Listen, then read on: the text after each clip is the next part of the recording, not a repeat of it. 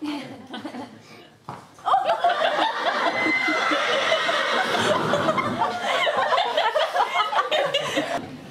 nothing wrong with teaching this stuff, but I can't stress enough that you really have to do it with an ounce of responsibility. Because you don't want to create a monster. Nobody likes horses that are mean, or in your face, or misbehaved, or rowdy. You want to have a nice, good, pleasant partner to work with. The last head trick that you can teach, and we will teach, is touching a target. Alright. So it's pretty simple. When Remo touches the target, he gets a treat. Come in. You can get pretty silly with this one. Okay. And it's also good. Up. Come on, up. Yeah. Also good for teaching the rear. Who's all gone to SeaWorld? Have you seen the whales come up and touch the ball on the stick? Same concept. We're not doing anything different. We're just teaching a ball on a stick. Now that gets us into a rear, and it's a really safe way to teach the rear. There's nothing that you can do that's going to get you in trouble. You're not whacking, smacking, or hurting to get them to rear. You can't go, hey, mom, buddy over there. There's nothing that I can do here to get him to rear until he sees his ball on the stick. Who is it? Here. Right.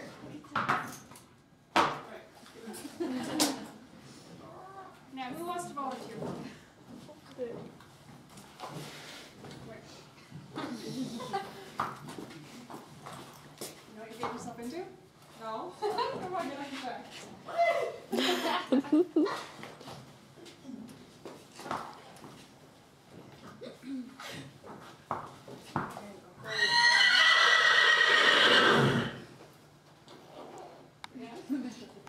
Alright, so let's suppose Brianne really, really, really wanted her horse to rear.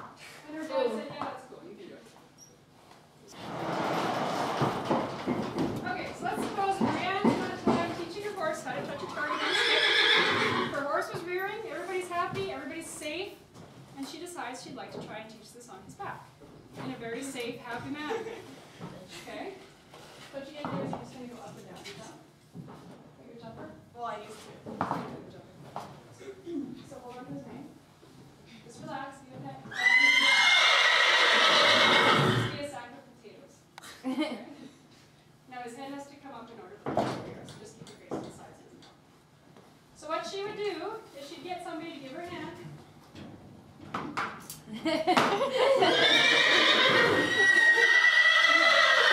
Not too bad, is it? Oh, okay. So she would get somebody to give her a hand on the ground, and there she just rode a rearing horse. Did you have fun? Was it scary? Oh, no. Okay. So you can do this stuff, and you can be really safe with it. It's just how you treat it, how you approach it, and how you keep control of it.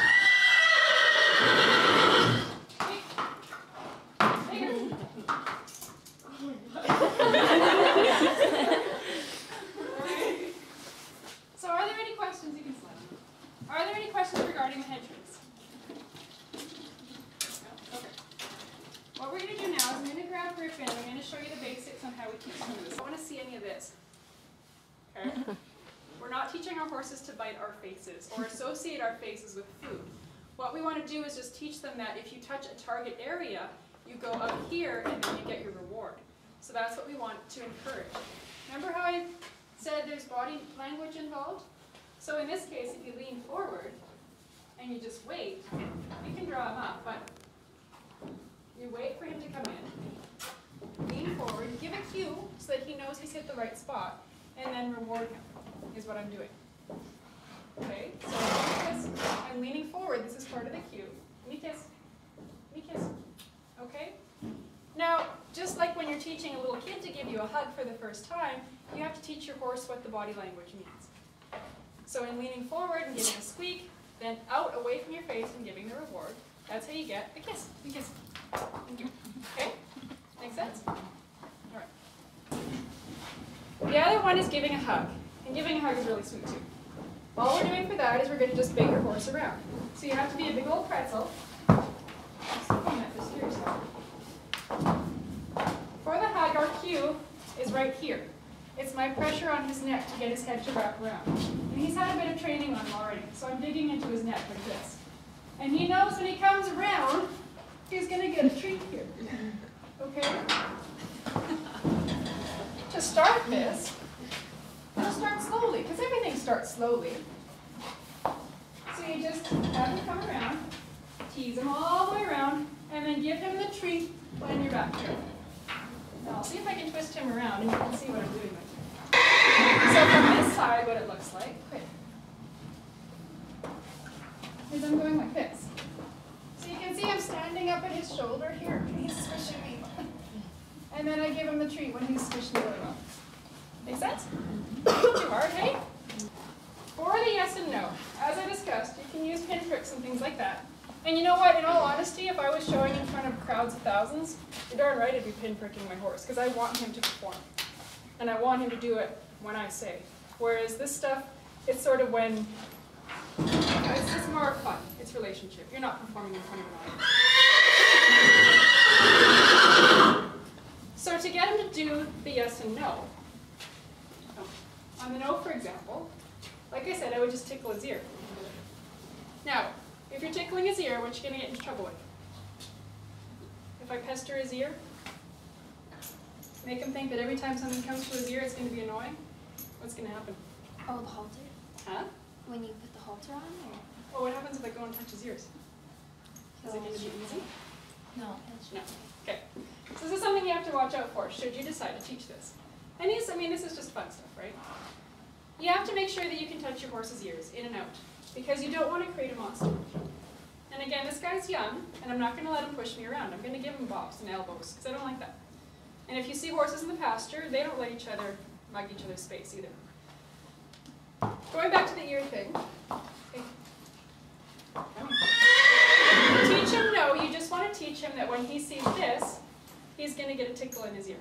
And he'll learn to associate that and then shake his head, which he's already started, you can tell. Okay? And then I give him a reward. More so as an apology for tickling his ear. Eventually you can mold it so that you can use your tone of voice and say like, are you a bad boy? He'll know it's coming and you can see it. He's tall. And then he'll give a wiggle of his head. Now this, when you're starting this, it's not very nice looking. None of the trick training is, in this case, because it's sort of a cutesiness, right? And it's up to you if you want to invest in that cutesiness and mold it and make it look good. It's your choice. At the end of it, again, I don't want him to be ear shy. Oh. So I'm going to make sure I get in there and play with his ears so that I can touch them again. Because I kind of wrecked something. I kind of said, no, you went from being able to touch your ear, and now I can't touch your ear, and I want to touch your ear again. So it's just one of those things. It's a responsibility of training to make sure that you don't create a monster. What I would do to teach the yes, if I was really serious and wanted to have a yes, is I would get a halter, make it really big, drop it down over his nose, and wait for him to flip it up. Okay? Did you see how he gave that little flip right there? Now initially he's just going to flip the halter up because he finds that irritating.